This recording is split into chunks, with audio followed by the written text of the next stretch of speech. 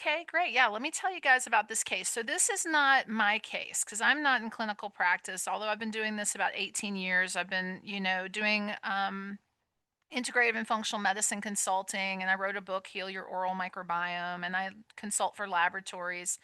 And I just, basically am just a big advocate and researcher of integrative and functional medicine. But this is a case. So I often will collect case studies. In fact, I should bug you guys after the show if you guys have any case studies. I do like to talk with practitioners about gathering these cases that can be like teaching tools for other people. Mm. So that's kind of what this was. So in this case we had a 15-year-old. A 15-year-old female. She was, and we can call her.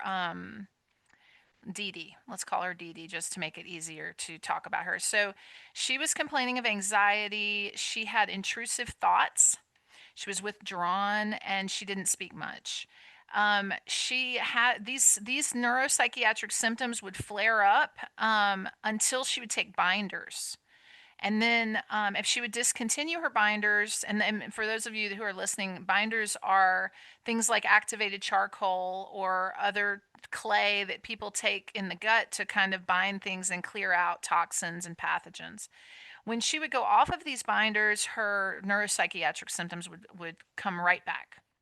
So the Wow. parents were very worried about their 15-year-old, of course, Dee Dee, and they were considering antipsychotic medications because that was really the option that they were given. But because these parents were kind of natural medicine minded, they were looking for the root causes, like what we talked about today. They were seeking out help from a naturopathic doctor to find out, okay, what could they do for their daughter to hopefully try to avoid these antipsychotics. Now, Dee Dee did not have any gut issues. She had no bloating or discomfort of the abdomen, and she had regular bowel movements. So it seemed like, there were some signs suggesting that her gut was pretty good, functioning pretty well. Now, what an interesting piece to this story is that there was mold exposure in the past. So, this family, the entire family had been working with this practitioner. It was first the father who had been affected. When they realized he was suffering from mold illness, then they treated the house, they remediated the house, they even moved homes. But later they realized that their kids were affected. So even though that they had done all these things and mold was supposedly completely dealt with, the kids were getting sick. And so the practitioner was kind of coming to the family was coming to this practitioner saying, okay, we're still sick and we need to figure out what's going on. Like we're not done with this apparently.